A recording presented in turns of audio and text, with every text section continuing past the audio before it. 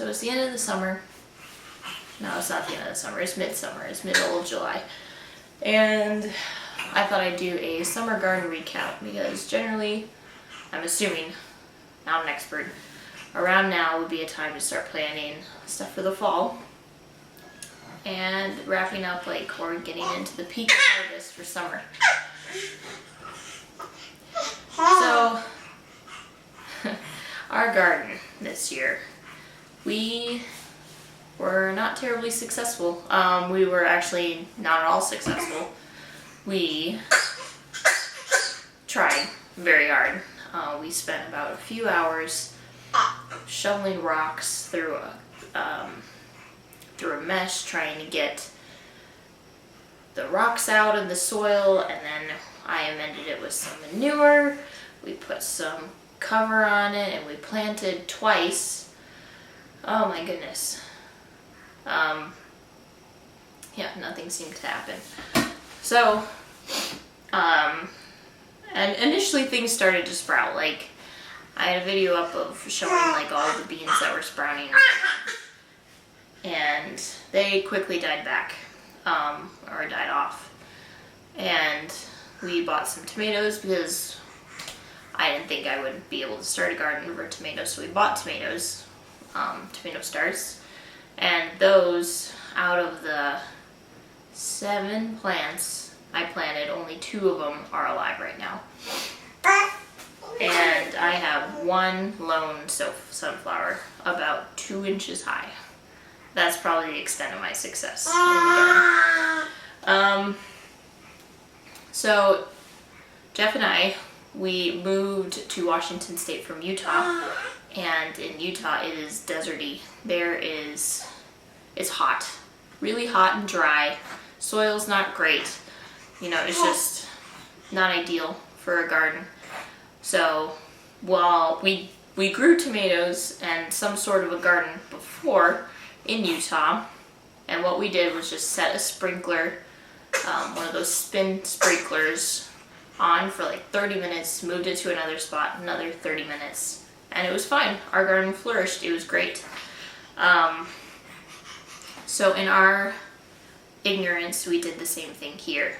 We set a sprinkler down, same kind, let it spin and whirl for about 20 to 30 minutes, and then moved it to another spot or had another one going at the same time. Well, I could not understand why all of the freaking plants were dying. I was watering them, I was doing the best I can, but like doing a little bit of research, and Jeff eventually asked our neighbor for some tips, and it was the tomato plants died because of overwatering, and I'm assuming the beans were too. So we also got a squash plant from my aunt. It was a housewarming gift, and that was stunted pretty much immediately, and it's pretty much dead right now. So yeah, we quickly backed off of the watering situation, and instead I've been doing quick watering once a day, especially with like the grass clipping ground cover we have. That's what I've been doing. Yeah, that's right. You've seen me do it too. I tried so hard. So we cut back on the watering, and again, 2 of the tomato plants seem to have recovered. One is actually getting fairly tall. It's about 1.5 feet now. Not where I would like it to be. Obviously, I'd like it another foot higher, producing fruit by now, but it's not. So, but again, I don't know what the standard is for this zone. I was in zone 7B, I think, in Utah. And right now I'm closer to like 6A or whatever. It's a completely different zone, completely different last frost date and first frost date, so I have no idea when things are supposed to be at their peak or not. So I pretty much emptied every bag I had. I had a couple things of cucumbers that I planted twice, and they never sprouted. About 90% of things I planted didn't sprout. I think the problem with the cucumbers is right up against this fence, and our fence was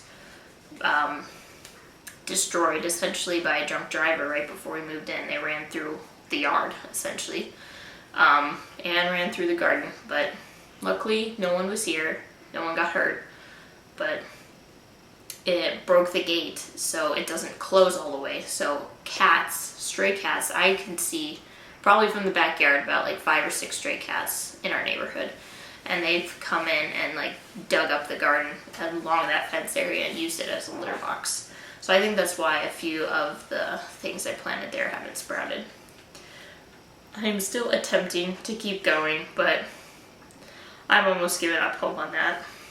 Most of the things I planted never sprouted, and I planted multiple times.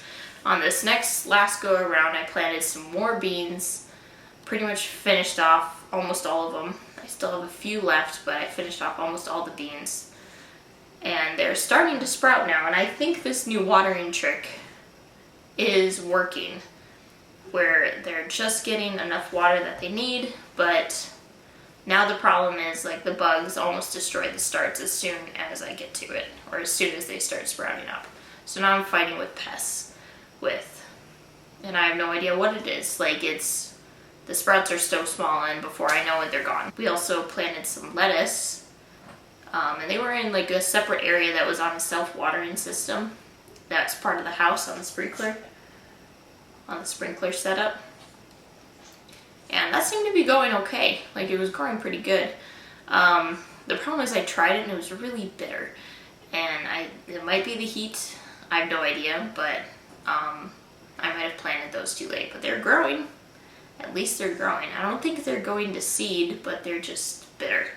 Real bitter, almost inedible. Like I don't like eating them. So I don't think it's the type of lettuce. I really hope not.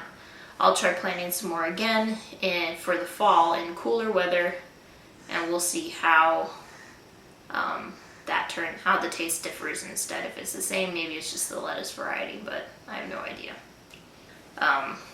That's all there is for this garden. It's discouraging to say the least, but a lot of lessons were learned this year. And I still have a fall garden. I am still trying to stay as positive as I can and try and attempt to grow things as best I can. I'm probably gonna give up on whatever's coming that I just planted and replant again, but this time for fall. So maybe some cabbages, some greens, some carrots. I have lots of carrots. I would like to plant carrots.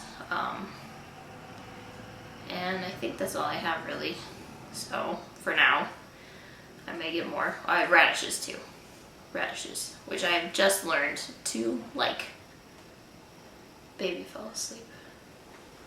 So that's what I've learned this year. And it was a complete utter failure, but I've learned some new things.